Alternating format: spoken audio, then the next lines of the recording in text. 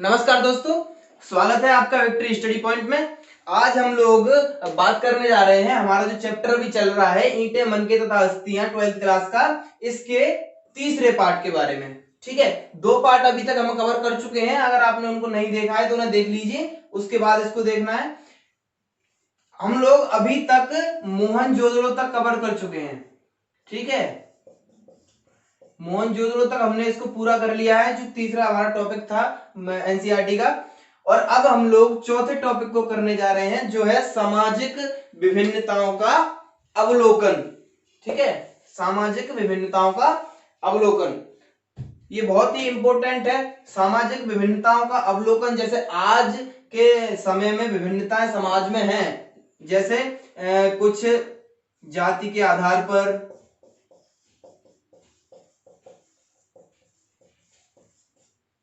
कुछ संपत्ति के आधार पर,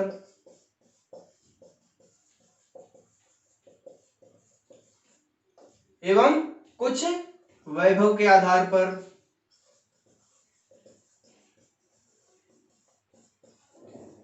आर्कियोलॉजिस्ट ऐसा पता करने की कोशिश करते हैं कि क्या आज जो विभिन्नताएं व्याप्त हैं, आज से 3000 वर्ष पूर्व, क्या यही विभिन्नताएं तब के समाज में भी हुआ करती थी?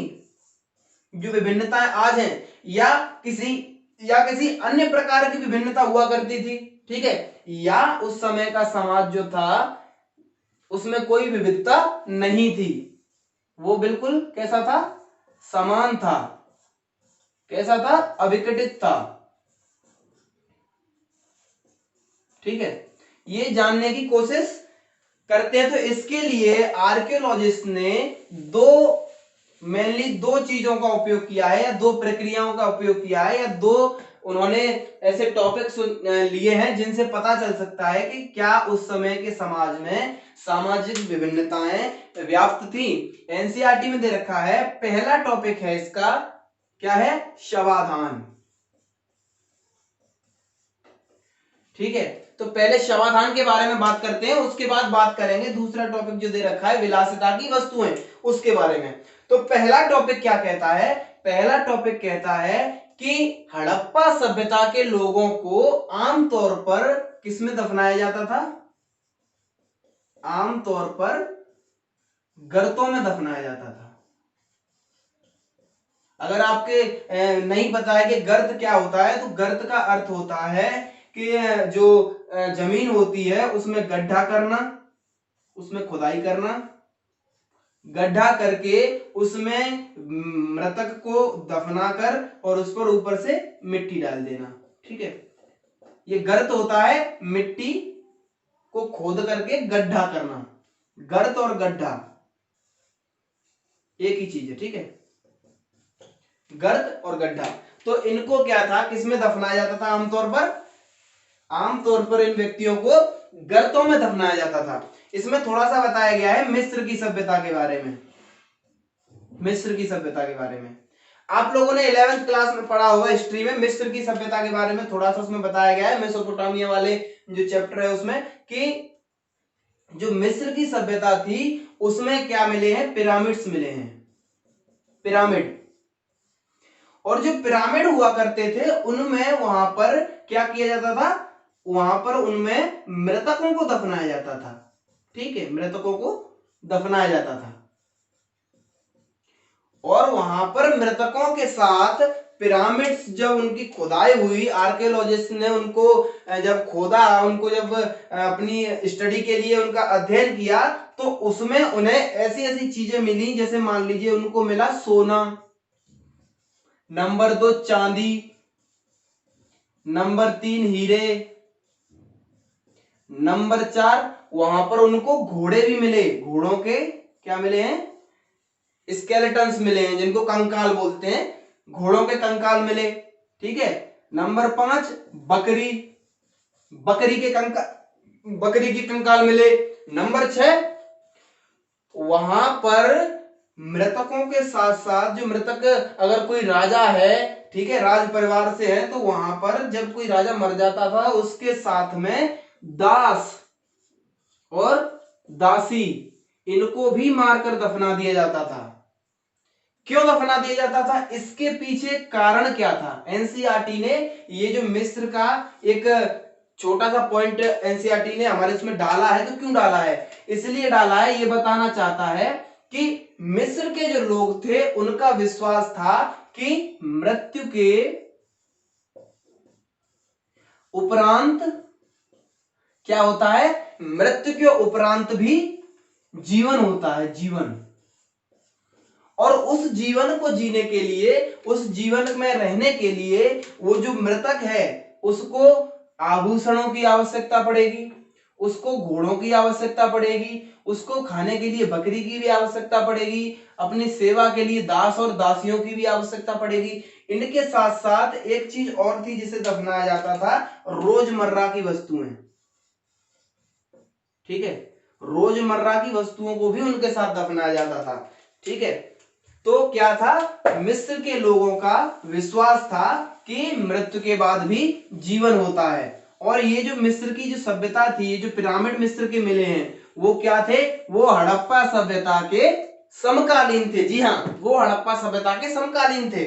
ठीक है, अब हमें क्या ज्ञात हुआ है, हमारे जो स्टडी आर्कियोलॉजिस्ट ने की उसमें हमें ज्ञात हुआ है कि मुख्यतः जो लोग दफनाए जाते थे, जो गर्त बने हुए होते थे, उनमें क्या थी, विभिन्नताएं हुआ करती थी, विभिन्नताएं हुआ करती थी। अब विभिन्नताएं कैसे थी, विभिन्नताएं भी कई प्रकार से थी।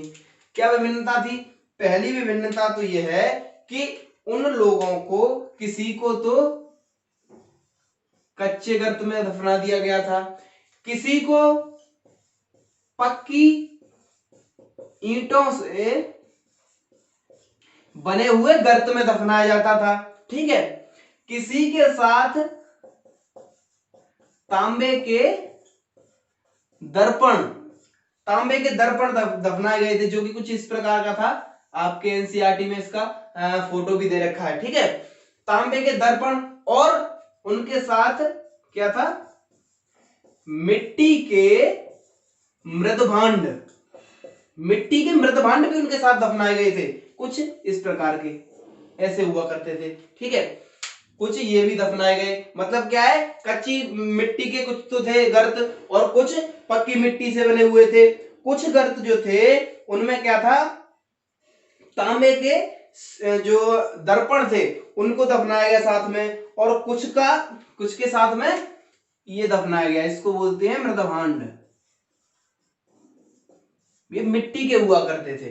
कहने का अर्थ यह है कि कहीं ना कहीं शायद हो सकता है कुछ लोग इनमें से भी ये मानते थे कि मृत्यु के बाद जीवन होता है, इसीलिए ये सारी चीजें इनके साथ दफनाई जाती थी। ठीक है, और कुछ के साथ में आभूषण भी मिले हैं। आभूषण, कुछ आभूषण पत्थर के हो सकते हैं, पत्थर के आभूषण, मिट्टी के हो सकते हैं आभूषण, सोने के हो सकते हैं। ठीक है, उस समय यही चीज चलती थी, इनके आभूषण बना करते थे।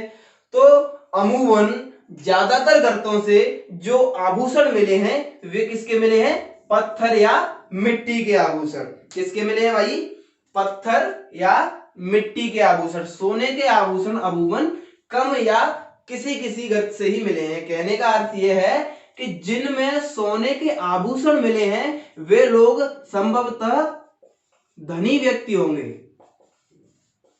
और जिनके साथ में पत्थर या मिट्टी के मिले हैं वे लोग या तो सामान्य व्यक्ति रहे होंगे, या गरीब व्यक्ति रहे होंगे, या हो सकता है कि ऐसे लोगों की मानसिकता या ऐसे लोगों का मानना यह हो कि सोने के आभूषण दफनाना क्या है, एक बेकार बात है या फिजूल बात है, ऐसे नहीं करना चाहिए। हो सकता है उनका जो विश्वास था मृत्यु के बाद जीवन में हो ही ना, तो यह भी हो सकता है कि दो धारणाओं वाले लोग थे वहां पर। एक मानते थे कि मृत्यु के बाद जीवन होता है, एक मानते थे मृत्यु के बाद जीवन नहीं होता है। हो सकता है कि दूसरे दो प्रकार के लोग हों वहां पर। कौन से, एक तो धनी, दूसरे सामान्य या निर्धन। तो धनी व्यक्ति के पास है तो वो दफना सकता है सोने के, इनके पास नहीं है वो नहीं दफना सकते। ठीक है, तो कहने का अर्थ यह है किसी भी कारण थी लेकिन उनमें भी देखने को भिन्नताएं तो थी। ठीक है, भिन्नता तो उनमें देखने को मिली है। कुछ लोगों के साथ कुछ गर्तों में देखा गया कि चाहे वो महिला हो या वो पुरुष हो, उसके साथ में आभूषण दफनाए गए हैं। ठीक है, और किसी किसी में महिलाओं के साथ ही दफनाए गए हैं, पुरुषों के साथ नहीं दफनाए गए हैं। तो हो सकता है कि यहां भी दो धारणाओं के लोग हों, एक सोचते हो कि पुरुषों और महिलाओं दोनों के साथ में आभूषणों को दफनाया जा सकता है, दूसरे सोचते हो पुरुषों के साथ ये आभूषण दफनाना फिजूल बात है, केवल महिलाओं के साथ दफनाया जाना चाहिए। ठीक है, तो इस प्रकार से भी विभिन्नता देखी जा सकती है। तो 3 पॉइंट हो गए विभिन्नताओं के लिए।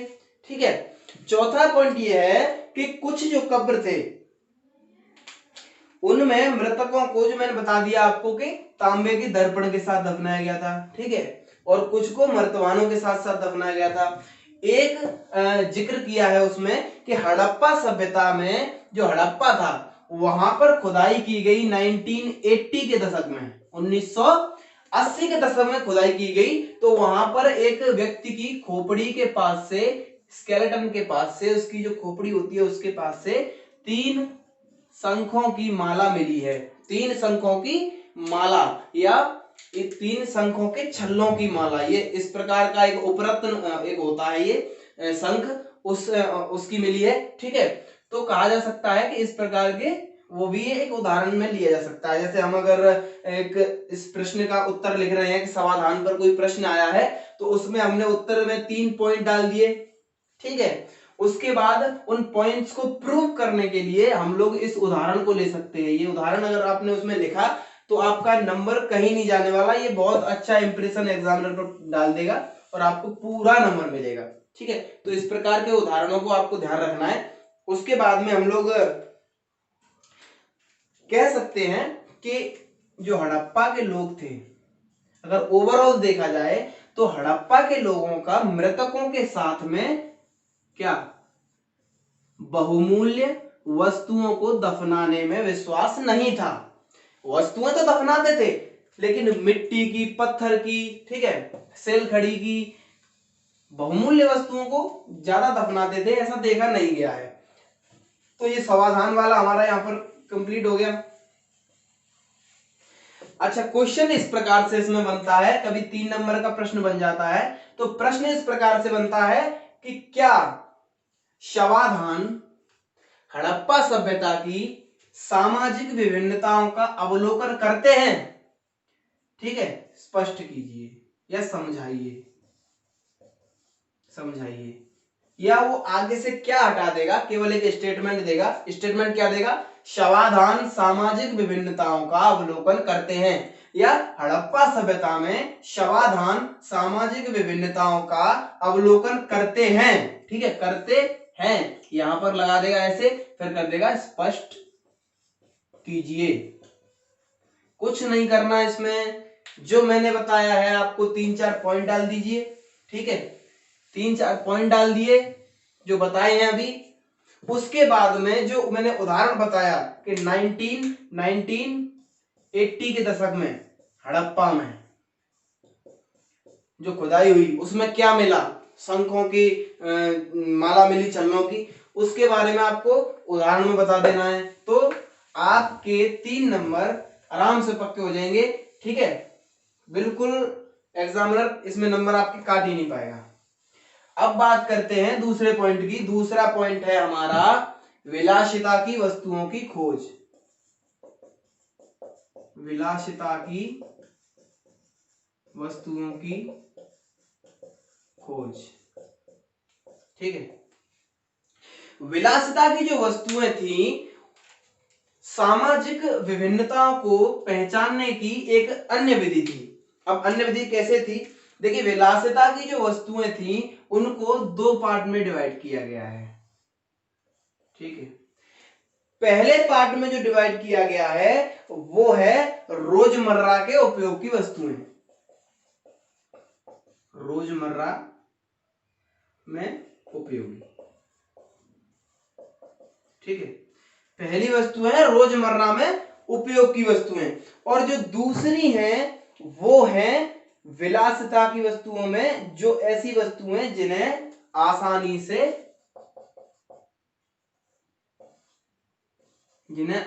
से खोजा ना जा सके या बनाया ना जा सके या प्राप्त ना किया जा सके। ठीक है, इनको कहते थे विलासिता की वस्तुएं। ठीक है, सामान्यतः वस्तुओं को कितने भाग में डिवाइड किया गया? सामान्यतः वस्तुओं को दो भाग में डिवाइड किया गया, एक रोजमर्रा की, एक विलासिता की, या जो आसानी से खोजी न जा सके, या कह सकते हैं महंगी, इसे हम महंगी वस्तु भी कह सकते हैं। ठीक है, तो जो व्यक्ति आम होगा, जो व्यक्ति गरीब होगा, वो कौन सी खरीदेगा? रोजमर्रा के उपयोग की वस्तुएं। ठीक है, और जो व्यक्ति थोड़ा धनी होगा वो कौन सी खरीदेगा? महंगी वस्तुएं या विलासिता की वस्तुएं। तो ये भी एक जरिया हो जाता है यह जानने का कि जो है हड़प्पा सभ्यता में सामाजिक भिन्नताएं देखने को मिलती हैं। ठीक है, तो इसमें क्या है कि पुरातत्वविद जो थे उन वस्तुओं को महंगी मानते थे, उन वस्तुओं को विलासिता की वस्तुएं मानते थे जो वस्तुएं आसानी से बनाई न जा सके, आसानी से प्राप्त न की जा सके। इसमें एक उदाहरण दे रखा है फायांस। फायांस जो था ये क्या था? ये जो रेत था, रेत होता था, उसको घिसी हुई रेत का जो चूरा, ठीक है, उस घिसे हुए रेत के चूरे में क्या मिलाकर? रंग और क्या मिलाकर? चिपचिपा पदार्थ। रेत का चूरा, रंग और चिपचिपा पदार्थ, इन तीनों को मिला करके उसे पका करके बनाया जाता था फायांस। तो इसे प्राप्त करना इतना आसान नहीं था, इसलिए इसको विलासिता की वस्तुओं में रखा गया है। तो ये हर जगह से नहीं मिला है। ये किस चीज में काम आता था? ये आता था सुगंधित पदार्थ को रखने में काम आता था, सुगंधित पदार्थ रखा जाता था इसमें। ठीक है, सुगंधित पदार्थ को रखने में काम आता था फायांस। ये ज्यादातर मिला है केवल कहां से? मोहनजोदड़ो और हड़प्पा, और एक आध जो शहर बड़े हुआ करते थे उनमें मिला। कालीबंगन जैसे छोटे शहर में तो ये बिल्कुल भी नहीं मिला। कहने का अर्थ यह है कि जो छोटे स्थल हैं, छोटे शहर हैं, वहां पर छोटे लोग या सामान्य लोग या गरीब लोग रहा करते थे। मोहनजोदड़ो जैसे शहरी केंद्र, हड़प्पा जैसे विकसित शहरी केंद्र, इनमें रहते थे अमीर लोग। ठीक है, तो ये लोग इन चीजों का उपयोग करते थे। तो कहने का अर्थ यह है कि धन के आधार पर या वैभव के आधार पर, ठीक है, विलासिता की वस्तुओं के माध्यम से सामाजिक विभिन्नताओं का पता तो लगाया गया है। मतलब कहने का अर्थ यह है कि जो विलासिता की वस्तुएं हैं और शवाधान हैं, इनके माध्यम से हम ये कह सकते हैं कि हड़प्पा सभ्यता में सामाजिक विभिन्नताएं विराजमान थी या विद्यमान थी, विद्यमान थी, विराजमान नहीं कहेंगे। एक और था सोना। सोना भी हर जगह से नहीं मिला, सोना भी कुछ ऐसे स्थलों से मिला है जहां पर विशिष्ट या प्रतिष्ठित लोग रहा करते थे। तो कह सकते हैं कि सोना भी एक विलासिता की वस्तु है, एक महंगी वस्तु हुआ करता था। जैसे आज भी महंगा है, उस समय भी महंगा था। तो कहा जा सकता है कि सामाजिक विभिन्नताएं मौजूद थी। तो अगर 8 नंबर में एक प्रश्न आ जाता है कि हड़प्पा सभ्यता में सामाजिक विभिन्नताएं थी या नहीं, अपने आधार पर अवलोकन कीजिए। तो अपने आधार पर अवलोकन का अर्थ ये नहीं है कुछ भी लिख दो। अपने आधार पर अवलोकन का अर्थ ये है कि जो हमने पढ़ा है, मतलब शवाधान, जो भी शवाधान में है वो लिख दीजिए।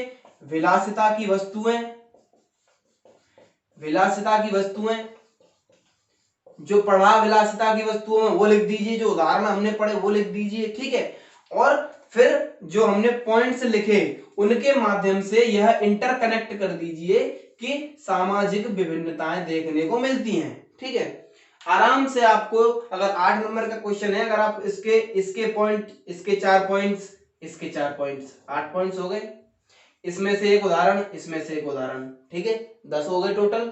उसका क्या करना है, अब जो लिखा है उसका थोड़ा सा इंटरकनेक्ट करके बता दीजिए कि सामान्य विभिन्नताएं थी। आपके 8 नंबर कहीं भी जाने वाले नहीं है, आपके 8 मार्क्स आपको आसानी से मिल जाएंगे। ठीक है, सामाजिक विभिन्नताएं, ये वाला टॉपिक हमारा यहीं पर समाप्त होता है। इसके बाद में जो टॉपिक है, अगला हमारा टॉपिक है शिल्प उत्पादन के विषय में जानकारी।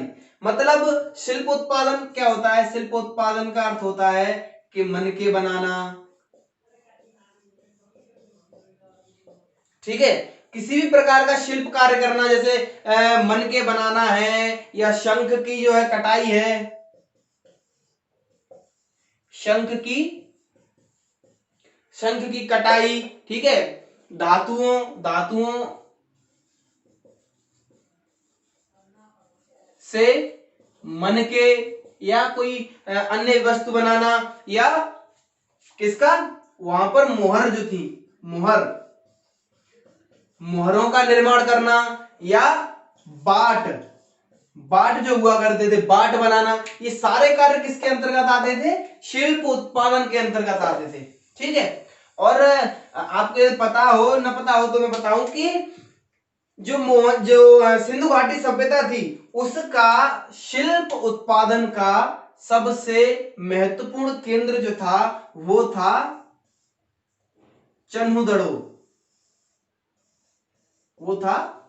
चन्हुदड़ो, ठीक है, ये राजस्थान है, इसका उभरा हुआ जैसलमेर का पार्ट जो है उससे थोड़ा सा नीचे चल के चन्हुदड़ो हो गया, और ये हो गया मोहनजोदड़ो। ये कह रहा है कि जहां जो मोहनजोदड़ो था, जहां 125 हेक्टेयर का था, उसकी तुलना में चन्हुदड़ो केवल 7 हेक्टेयर का हुआ करता था। फिर भी इतनी छोटी बस्ती होने के बावजूद भी ये पूरा किसमें संलग्न था? ये पूरा का पूरा शिल्प उत्पादन में संलग्न था। यहाँ के जो लोग थे मनके बनाते थे, यहाँ के जो लोग थे शंखों की कटाई करते थे, यहाँ के जो लोग थे धातु कर्म करते थे, यहाँ के जो लोग थे मोहरों का निर्माण करते थे, यहाँ के जो लोग थे क्या करते थे?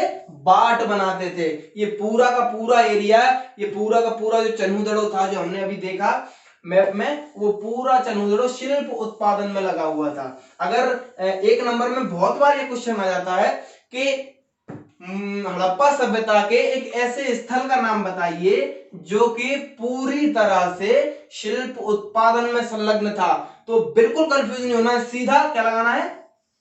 चन्हुदड़ो। चन्हुदड़ो कहां पर है? देख लिया हमने, चन्हुदड़ो कहां पर है? यहां पर है चन्हुदड़ो, नीचे थोड़ा सा आकर के। ठीक है, आराम से हो जाएगा, कोई दिक्कत नहीं है, एक नंबर आपका पक्का। आगे चलते हैं। ठीक है, अब ये कहने का मतलब है, ये कह रहा है कि जो मनके हैं किस चीज से बनाए जाते थे? ठीक है, मनके जो मेनली बनते थे किन किन चीजों से बनते थे? तो सबसे पहले आपके एनसीईआरटी में एक नाम दे रखा है कार्निलियन था, महंगा पत्थर होता था बहुत। क्यों होता था महंगा? भाई इसको प्राप्त करने के लिए एक प्रक्रिया से गुजरना पड़ता था। ये होता था सुंदर लाल रंग का पत्थर हुआ करता था।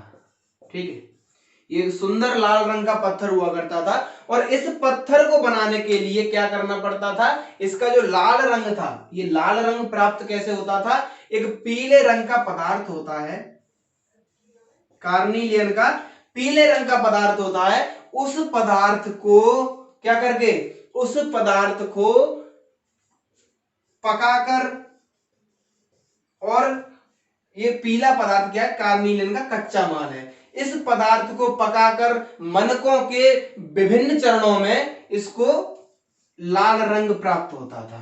ठीक है, इस पीले रंग को मनके के विभिन्न चरणों में पकाया जाता था, और पका करके इसका सुंदर लाल रंग प्राप्त होता था। इसलिए एक लंबी प्रक्रिया थी, एक बहुत अच्छा पत्थर ये होता है कार्निलियन। ठीक है, तो एक तो हो गया कार्निलियन। दूसरा, कार्निलियन के बाद में जो है क्या है? कार्निलियन के बाद में जैस्पर, एक जैस्पर होता है। ठीक है, जैस्पर के बाद में स्फटिक। ठीक है, स्फटिक होता है। स्फटिक के बाद में आपका जो तांबा है, तांबा, तांबे का भी उपयोग किया जाता था, ठीक है, कांसे का भी उपयोग किया जाता था, ठीक है। कांसे के बाद में ये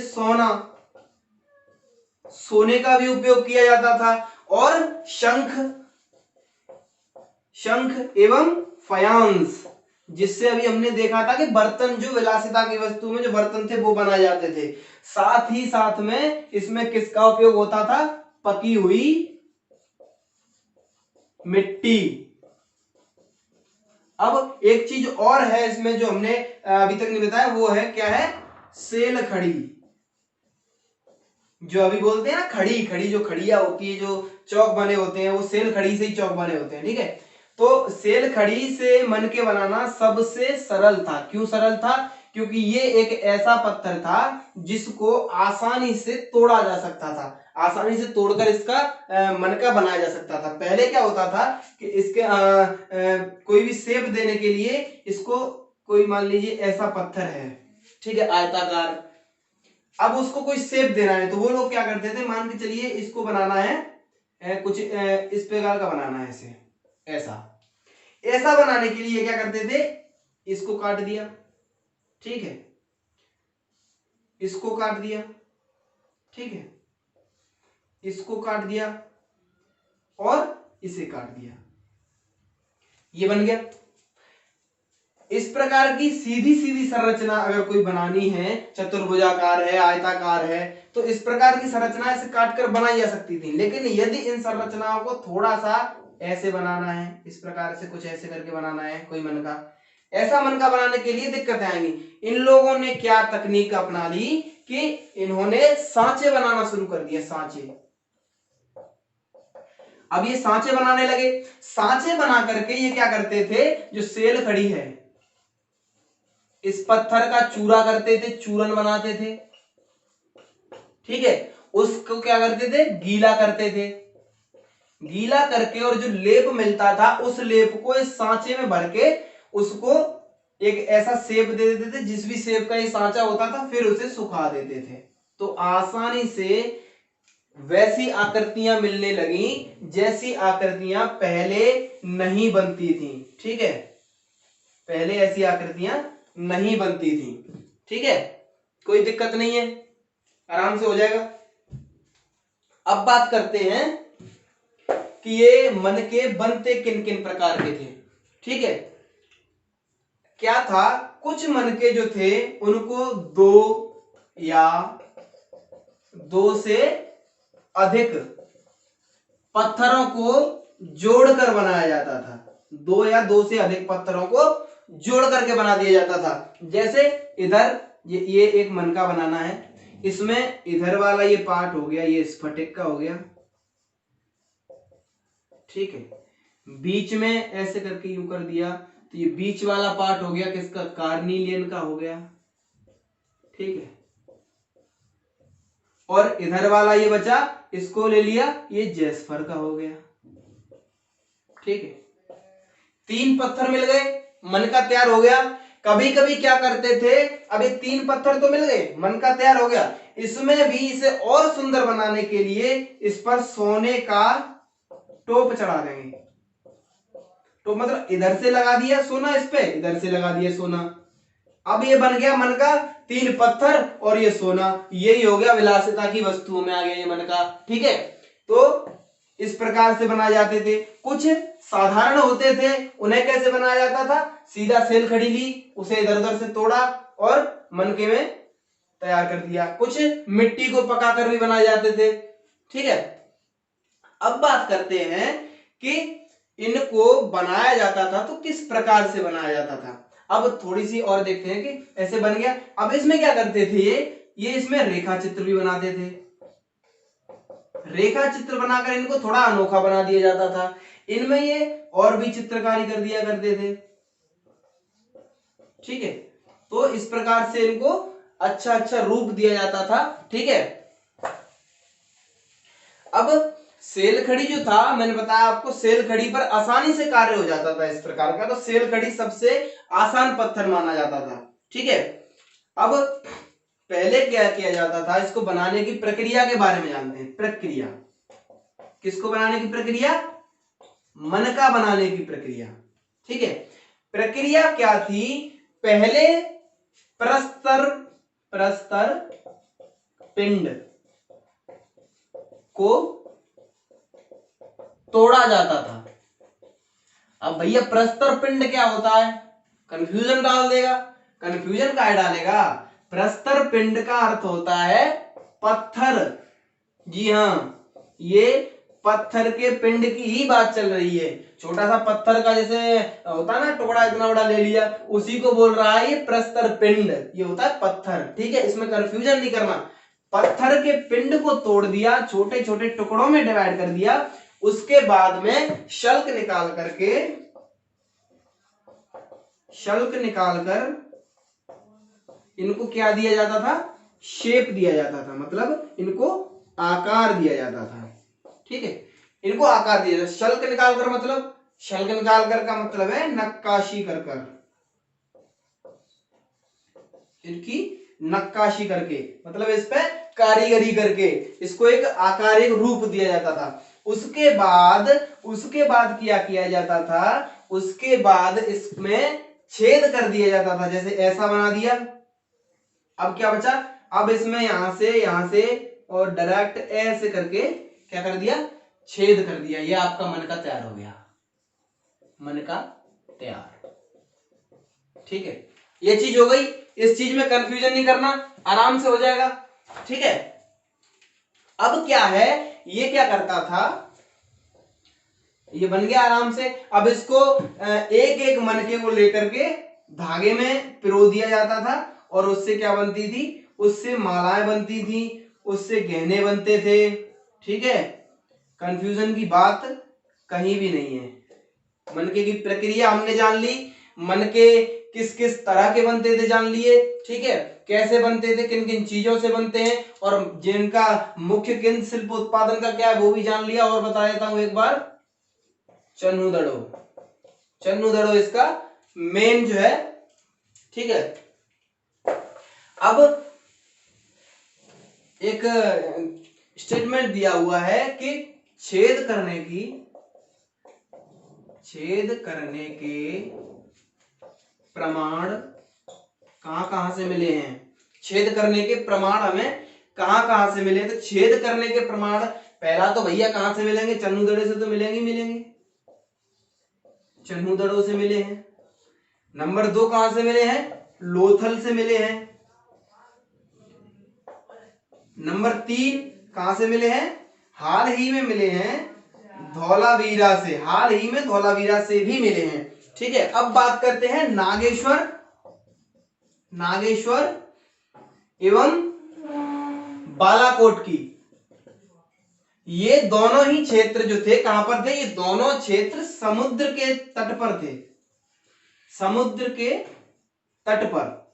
और यहां पर क्या मिला है? नागेश्वर एवं बालाकोट दोनों ही जगह से शंख द्वारा बनाई गई वस्तुओं, ठीक है, से जो है क्या मिले हैं? अवशेष मिले हैं। ठीक है, शंख द्वारा बनाई गई वस्तुओं के अवशेष मिले हैं। शंख से चूड़ियां बनाई जाती थी, ठीक है, करछियां बनाई जाती थी, पच्चीकारी भी की जाती थी। ठीक है, ये सब चीज की जाती थी कहां पर? नागेश्वर एवं बालाकोट में। अब नागेश्वर एवं बालाकोट ये कहां पर लाई करते हैं? मैप में ये भी देख लेते हैं। ठीक है, कि ये दोनों मैप में कहां लाई करते हैं। तो ये हो गया गुजरात। ठीक है, इस प्रकार से कुछ गुजरात है। इसमें जो नागेश्वर है आपका, वो बिल्कुल इस एरिया में, यहां पर जो गुजरात का सेकंड वाला नीचे वाला ये पार्ट है, इसके बिल्कुल ये जो नोक है, यहां पर है नागेश्वर। ठीक है, ये हो गया नागेश्वर। अब बालाकोट कहां पर है? तो जो आपका बालाकोट है वो आपका है कहां पर? जो पाकिस्तान वाला जो इलाका है, किसका इलाका है? जो पाकिस्तान वाला इलाका है, ऊपर जाकर के उसमें आपका बालाकोट है।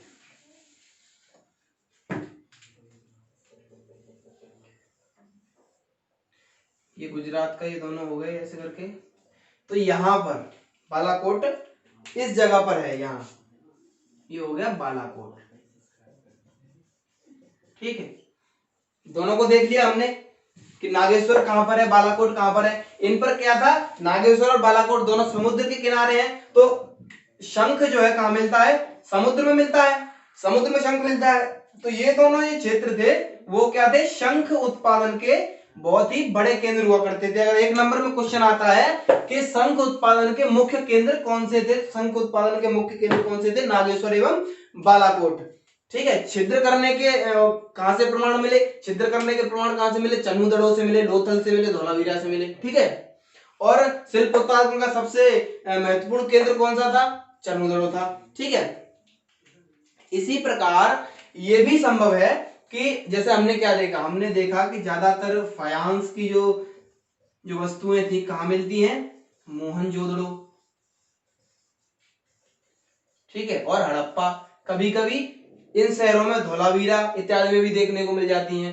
अब शंख बनते कहां पर थे, शंख का उत्पादन कहां था, समुद्र में था। ठीक है, और मोहनजोदड़ो समुद्र से बहुत दूर है, वहां पर भी शंख के मिले हैं, कुछ आभूषण बने हुए या चूड़ियां कुछ इस तरह के बने हुए मिले हैं। तो वो वहां कैसे पहुंचे, ये संभव है कि कहां से, नागेश्वर से और बालाकोट से, दोनों से बन करके ये सारा कहां जाता हो, हड़प्पा में जाता हो, मोहनजोदड़ो में जाता हो। तो हो सकता है इस प्रकार से प्रक्रिया वहां पर चलती थी, एक से दूसरे क्षेत्र में आदान प्रदान हुआ करते थे।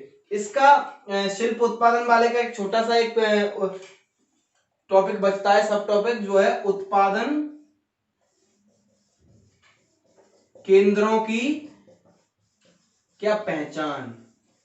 उत्पादन केंद्रों को पहचाना जाता था, तो कैसे पहचाना जाता था, क्या वो थे जिनसे उत्पादन केंद्रों को पहचाना जाता था, किन किन माध्यमों से। तो माध्यम वो क्या थे, पहला देख लीजिए, प्रस्तर पिंड,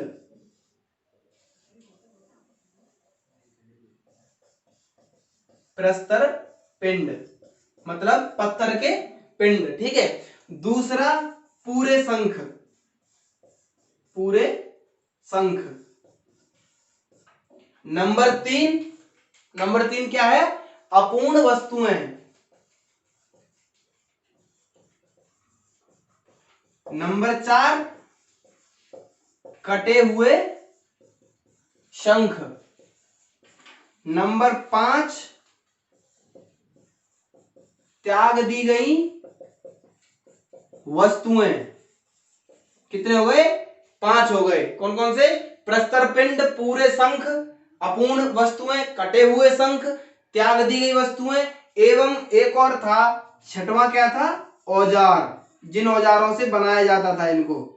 और सातवां एवं सबसे महत्वपूर्ण वो था, सातवां इसका कूड़ा करकट, जो किसी काम का नहीं रहता था वहीं पर डाल दिया जाता था। ये सारी चीजें जहां से मिली हैं, प्रस्तर पिंड, पूरे शंख कहीं मिले हैं, कहीं पर अपूर्ण वस्तुएं मिली जो पूरी नहीं हो सकी, कहीं पर कटे हुए शंख मिले जिन्हें काट करके कुछ वस्तुएं बना दी गई, जो बचा माल पड़ा वहीं छोड़ दिया। ठीक है, कुछ त्याग दी गई वस्तुएं जो किसी कार्य के लिए नहीं रही, जो किसी काम के लिए नहीं रही, उनको छोड़ दिया गया। एक जिन औजारों से उनको बनाया जाता था वो भी मिले हैं, और कूड़ा करकट भी मिला है। तो ये सारे सातों जो पॉइंट है वे महत्वपूर्ण है। अगर ये 3 नंबर में क्वेश्चन आ जाता है कि हड़प्पा सभ्यता में उत्पादन के केंद्रों की पहचान करने के लिए कौन कौन से सबसे महत्वपूर्ण साक्ष्य थे, तो सबसे महत्वपूर्ण साक्ष्य हुआ करते थे ये 7।